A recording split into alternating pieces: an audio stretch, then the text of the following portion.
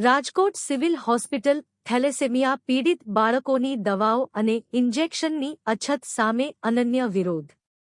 Rajkot civil હોસ્પિટલમાં thalassemia જેવા ગંભીર રોગથી પીડાતા માસૂમ બાળકોના સ્વાસ્થ્ય સાથે ચેડા થતા હોવાનો ગંભીર મામલો સામે આવ્યો છે। હોસ્પિટલમાં થેલેસેમિયાગ્રસ્ત બાળકો માટે અત્યંત આવશ્યક એવી જીવનરક્ષક દવાઓ અને ઇન્જેક્શન ઉપલબ્ધ ન હોવાથી વાલીઓ અને સામાજિક આગેવાનોમાં રોષ ફેલાયો છે। આ ગંભીર બેદરકારી સામે અનોખી રીતે વિરોધ નોંધાવવા માટે એક નાગરિક દ્વારા ચકલીનો વેશ ધારણ કરીને અવિરત વિરોધ પ્રદર્શિત કરવામાં આવ્યો હતો।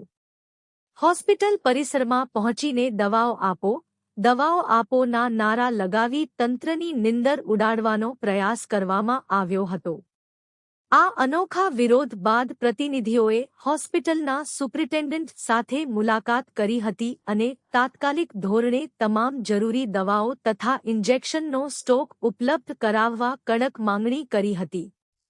ઉલ્લેખનીય છે કે થેલેસેમિયાના દર્દીઓને નિયમિતપણે ઇન્જેક્શન અને દવાઓની જરૂર પડતી હોય છે। જો સમયસર આ સારવાર ન મળે તો બાળકોના જીવન પર ગંભીર જોખમ તોળાઈ શકે છે। હવે જોવાનું એ રહેશે કે હોસ્પિટલ તંત્ર આ મામલે કેટલી ઝડપથી સંતોષકારક પગલાં ભરે છે।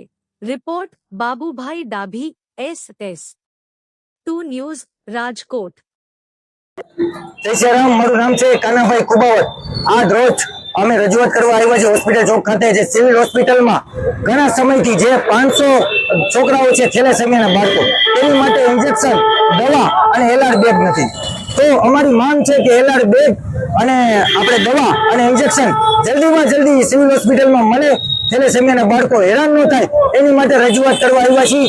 આજે જે 500 બાળકો છે એ રાજી થાય એની માટે મેં 40 ચેપલીનનું પાત્ર ભજવ્યું છે અને તંત્ર જાગે, તંત્રની આંખ ઉઘડે અને દવા અને ઇન્જેક્શન મૂકે એ માટે પણ મેં આ પાત્ર ભજવ્યું છે।